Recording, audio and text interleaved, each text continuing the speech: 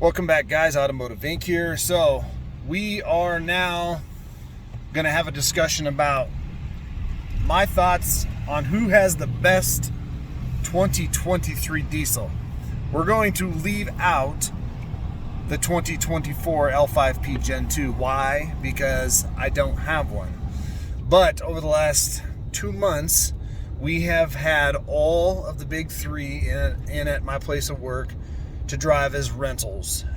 We typically only have Ford, so I've driven Powerstroke after Powerstroke after Powerstroke, but a 22 Powerstroke really isn't much different than the 18s. But in that Powerstroke with the 10-speed, I did have the opportunity to drive about 3,000 miles in that one. Again, it's no different than our 18. The truck performed well. A lot of regens, even though all these trucks do is tow. A lot more regens, and other than that, I'll tell you that having the 10-speed versus the 6-speed, so Chevy uses a 10-speed Allison, Ford uses a 10-speed torque shift, Ram in the standard output Cummins is going to give you a 68 RFE, which most people say is crap. I won't go along with that. I think that transmission is good enough, if not really nice. But all of the companies have issues with all of their stuff, so unfortunately the 68 RFE has gotten a little bit of a bad rep over the years. But I still look back at the 4-speed automatic that people are still driving in the old Cummins and still getting the job done. But if you go with the high output Cummins, you will get the 6-speed Asin, whatever you want to call it. But I think the proper is Asin is what I've always called it. But some people call it Ison. Nonetheless, that 6-speed is very heavy duty, and it's clanky, it's herky-jerky. So we're just going to say that the 68 RFE is probably the standard transmission you're going to get in the Ram for the most part. And when you're going against the standard output Powerstroke now, and the Gen 1 L5P Duramax, who's the best? All right. Well, having 10-speed transmission over a 6-speed, is there a huge advantage? Maybe for cooling, torque band. I know in the gassers it does make a huge difference. Unfortunately, that's just what you're getting. You're not going to really get a choice of, you can't go into Chevy and say, well, I want the old 6-speed Allison. You're just not going to get it, or anything like that. There's no difference now. The gas Godzilla gets the same transmission as the Powerstroke. So I mean, at the end of the day, I don't care if it has 10 gears, 6 gears, 4 gears, as long as it does its job excellent.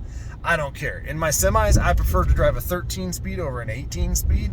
18-speed is fun to mess with and goof around with if you love just splitting gears all day. But for me, the 10-speed is equally as good as the 13. So same thing in these trucks. The 68 RFE does fantastic with the Cummins. It always has. It's done really well. Heating, cooling, it doesn't seem to matter. Is the torque shift good in the Ford? Yeah, it's a great transmission. Ford designed that one in-house. They started bringing out their torque shift years ago in the 6-speed, and then became a 10-speed, and they've tweaked it, modified it, and beefed it up, and it's an excellent transmission. And as for the Allison, this is where the Ford guys and the Chevy guys will split hairs, and then the old school guys will say, well, the new Allison isn't an Allison, it's a rebadged, designed with Allison. Okay, guys, it has Allison's name on it. Allison had their input on it, and yes, unfortunately, people can copy people, and as long as they're wanting to buy the rights, Allison's willing to put their name on it, period. Even if Chevy is designing it, but I'm guaranteeing that they designed it with Allison. Is it a true Allison? Sure. I'm going to say it's a true Allison because it has their name on it. But at the end of the day, it doesn't really matter. None of the big three have bad transmissions.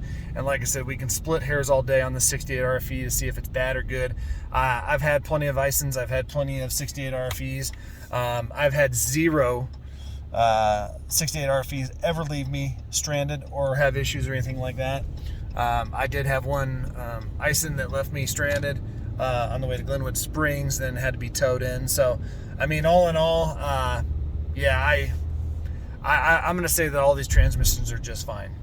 It's usually when people start tweaking and tuning and adding more horsepower to these diesels than what the transmission's really made to handle. That's usually when they start having issues. And then I go, okay, well, then that's not the manufacturer's fault. That's your fault. Because, again, if you're going, the engineers spend night and day trying to tweak these engines and transmissions, everything to work in harmony. And usually when somebody says, here, check this out, something really cool or something stupid's about to happen. And that's usually how guys tweak and tune them, is they don't go across the board and beef up everything. Well, that just doesn't work in the real world. But that's when you're going to pay the penalty for it. Because I've left all of my diesels bone stock.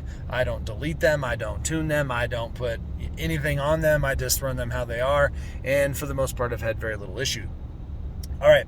I've driven like I said, the Powerstroke rental. It's a crew cab XLT. Very similar, low payload numbers compared to the Chevy and to the Ram. And then the Ram, of the three that we rented, has the most payload and towing capability, both conventional, gooseneck, and everything like that. Again, and it's just the Ram was a bighorn package. It's just a real nice but pretty basic package. So, I mean, towing wise, they were all pretty much set up the same. So, Ford fuel economy was pretty good, but nothing blew me out of the water over a gasser. It never really has. When it came to the Powerstroke, it's never been like, wow, this thing is just getting crazy fuel economy. Again, leaving it bone stock and not messing with it. The Duramax L5P Gen 1 that we have, I've put about 2,000 miles on it. It's like what my L5P was. It was kind of sad when it came to the engine braking. I didn't feel like it was as good as either of the other two. Fuel economy was below what I would expect out of a diesel. It's fine for a heavy duty truck, but in comparison, all these trucks do is pull, and it got about what the gasser does, my L8T. So at the end of the day, I don't really find a huge advantage over the first gen L5P, even though I do like that interior. I do like the look of the truck. But all in all, yeah, that just didn't do a whole lot. Now, come to the Ram. The Ram is the least powerful of the three for the 23 with the standard output. You can't tell. I mean, when you're talking 400 horsepower, 500 horse, if you were like 100 horsepower more and you were using that to tow, like in the new HO Powerstroke for the 23, I think, yeah, you probably notice a huge difference over the Ram. But how these diesel engines work is you get slowly into the throttle, then you can push it down hard. You need to get some of that exhaust gas flowing to get the turbo spooling so you don't have very much turbo lag. And at the end of the day, all three of them had plenty of power. So you're really going to split hairs when you come down to handling. And I still think that the Chevy, the GMC, is the best handling tow vehicle, period. It's just the way the suspension's beefed up, the leaf pack, the length of the truck, whatever, everything like that. But when it comes down to diesel engines, who has the best one for 2023? Well, depending on if you can step back to a 22 Ram, you can get some great deals on it. Some of the 23 Chevys, the first gen L5Ps, you're getting some deals on. Ford is not giving you really any discounts on Fords.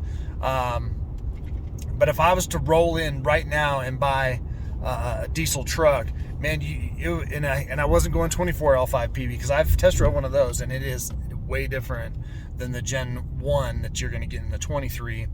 I'd have to probably say the Ram, just because the exhaust brake is the best, period. Hands down, nobody else beats it. It is the best exhaust brake, and it has an auto mode. It has a full on. The Duramax only gives you on and off, and then the Ford gives you an on, full exhaust brake, and an auto. So auto you can use pretty much all the time. And then if you want the full exhaust brake, you're coming down with a really heavy load through the mountains, you're going to want to use that. I think the Ford, you can tell it's there. The Chevy, you can kind of tell it's there for the 23s. But But the Ram, you literally let off the throttle, and the exhaust brake engages, and it starts pulling down. The Ford, you need to almost always engage and activate the brake at least once, like push the brake, then that'll engage usually a drop down in a gear. So, you know, at the end of the day, yeah, the Cummins has the best, and at I think it's 370 and 850, so 370 horsepower and 850 on the torque. There's plenty here. I mean, this thing was yanking, you know, 10,000, 11,000, 12,000, 15,000 pound things around, no sweat.